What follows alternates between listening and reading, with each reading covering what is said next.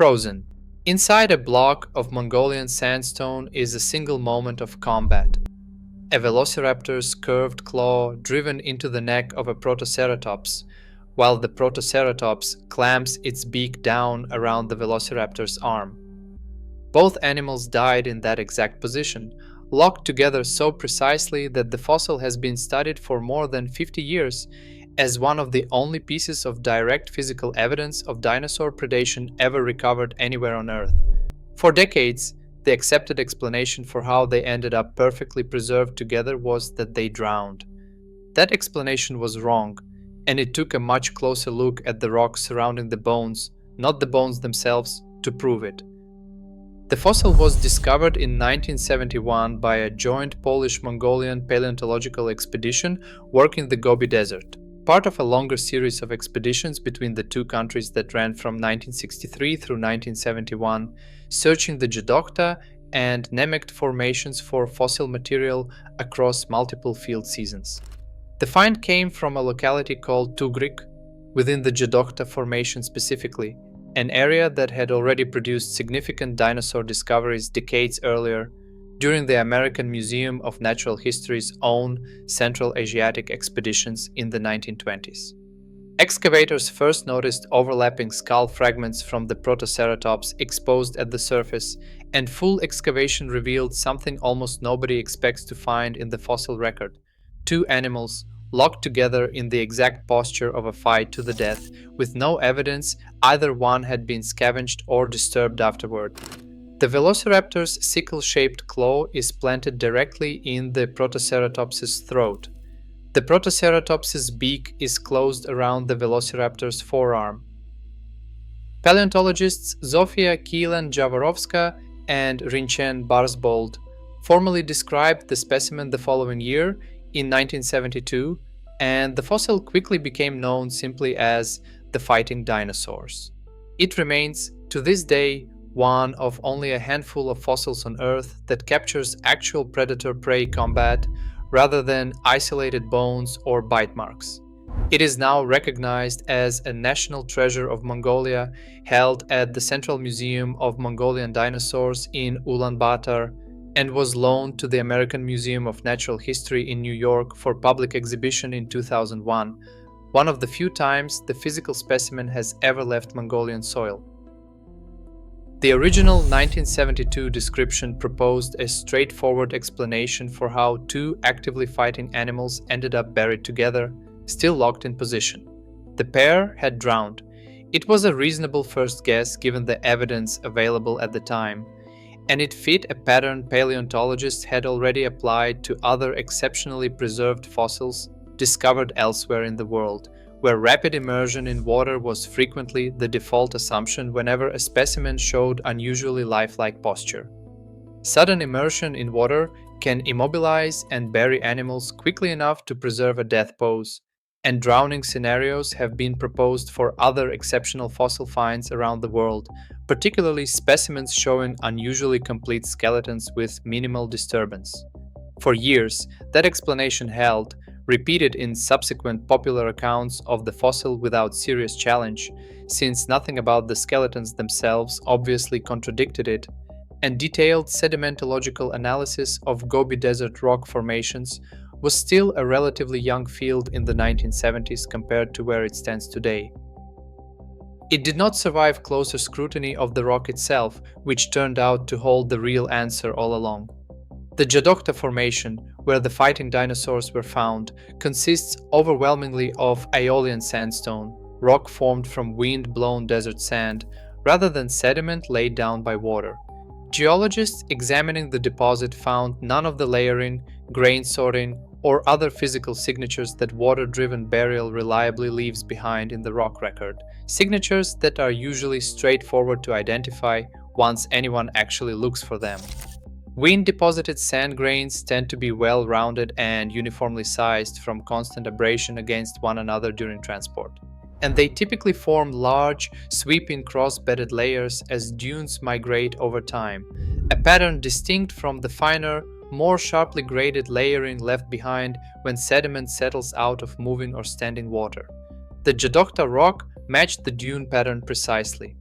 Whatever buried these two animals did so on dry land, in a genuine desert environment, which made drowning effectively impossible as an explanation no matter how well it appeared to fit the death pose itself. The bones had been telling one story. The rock surrounding them was telling a completely different one, and for years nobody had thought to check. If you are finding this interesting, be sure to subscribe to understand more DNA from the past. That left researchers with a narrower set of real possibilities, and each one had to explain the same demanding detail. Both animals were preserved in mid-motion with no sign of struggle to escape and no indication of slow, gradual burial. A wind-blown sandstorm was considered and ruled out specifically because sandstorms build gradually, over minutes or hours rather than seconds. Animals capable of movement would have had time to react, separate, or attempt to flee well before enough sand accumulated to trap them completely. And a sandstorm burial would likely have left both animals in a scattered, running posture rather than mid-grapple, the kind of pose typically associated with that slower burial process. Quicksand was also considered and ruled out, since quicksand burial tends to pull a body downward from the bottom up as it sinks, producing a very different limb orientation and body angle than what this fossil actually shows, with legs and torsos typically vertical rather than frozen mid-stride.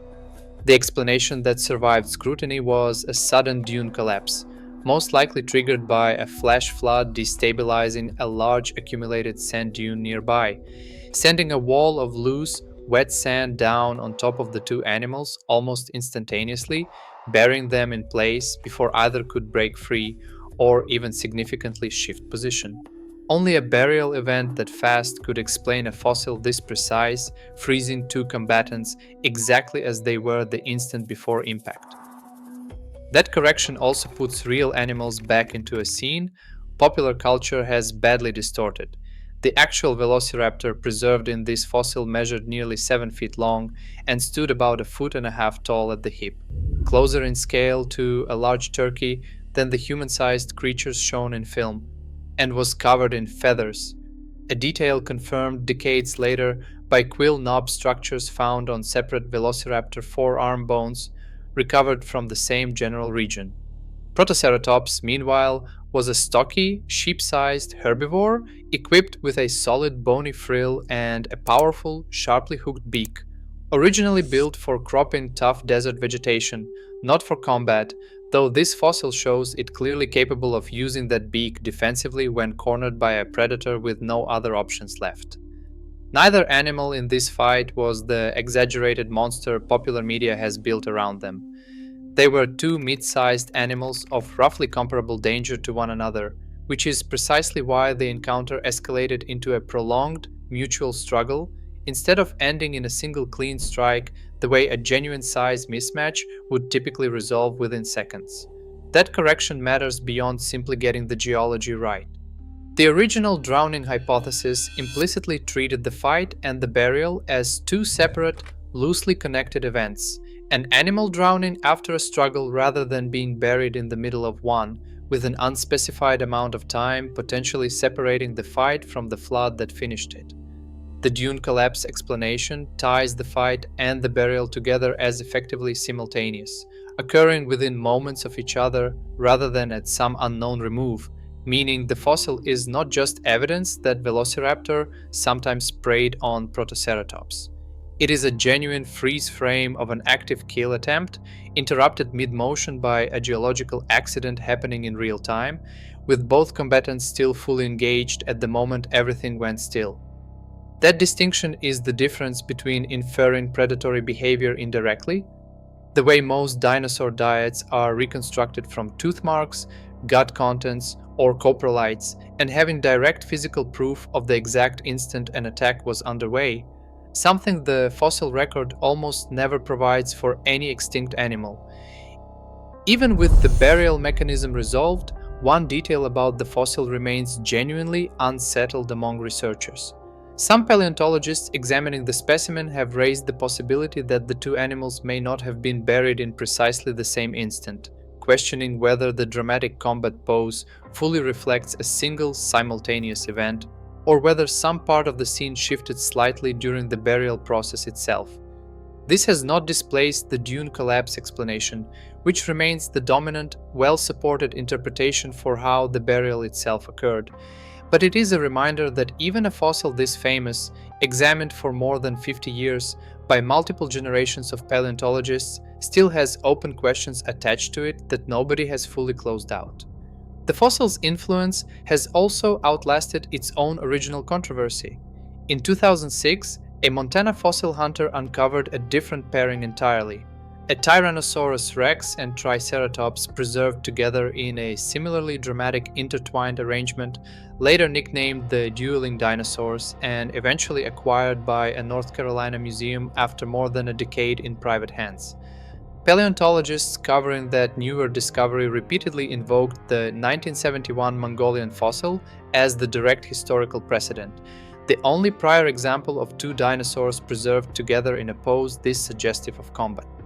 More than 50 years after it was first pulled out of the Gobi Desert, the Fighting Dinosaurs remains the reference point every other candidate combat fossil gets measured against. The correction also reframes what the fossil demonstrates about Velociraptor specifically. Popular reconstructions of the animal, especially those shaped by film, tend to show relentless, almost tactical predators overwhelming prey through sheer coordinated aggression. What the Fighting Dinosaurs actually documents is closer to a single high-risk, one-on-one ambush that went wrong for the predator in a very ordinary way. The prey fought back hard enough to grip and hold the attacker's arm, turning what should have been a quick kill into a prolonged, mutually damaging struggle. Protoceratops was not a passive target. Its beak was strong enough to clamp down and hold, and the specimen shows that grip did not release even as both animals were being buried alive. Velociraptor's own body, meanwhile, was considerably smaller and lighter than its film depiction, closer to the size of a large turkey than a human-sized commando, meaning a fight against an adult Protoceratops, an animal with a solid frill and a powerful beak of its own, carried real risk rather than being a guaranteed one-sided kill. Subscribe to not miss the next one. The correction has also shaped how paleontologists approach similarly dramatic Gobi Desert finds discovered since. Researchers work in other sites within the same broader region, including a nearby locality called Ukha Tolgod, excavated by American and Mongolian teams beginning in the 1990s, applied the same rock-first approach directly, examining grain structure and layering before ever settling on an explanation for how those specimens died, rather than starting from an assumption based purely on how lifelike a skeleton's pose happened to look. That later work identified a related but distinct phenomenon, a rapid debris flow of wet sand moving down a dune face rather than a dry avalanche, showing that Gobi Desert burial events were not all identical even when the surface result, exceptionally preserved skeletons in lifelike poses, looked broadly similar from one side to the next. Researchers involved in that later study even checked historical travel accounts from Central Asia and Arabia describing modern sandstorms, specifically to test whether wind alone could plausibly bury a large animal fast enough to explain this kind of preservation, a step that ultimately supported the debris flow explanation over the older sandstorm assumption. The two corrections were not directly connected, but they share the same underlying lesson. In a region this geologically distinctive, the rock surrounding a fossil can carry as much evidence as the skeleton itself, and both cases were only resolved once researchers treated the sediment as data rather than as scenery. The rock surrounding this fossil has now told two different stories about the same handful of seconds, separated by roughly half a century of scientific re-examination and an entire generation of advances in sedimentology that simply did not exist when the specimen was first pulled out of the ground.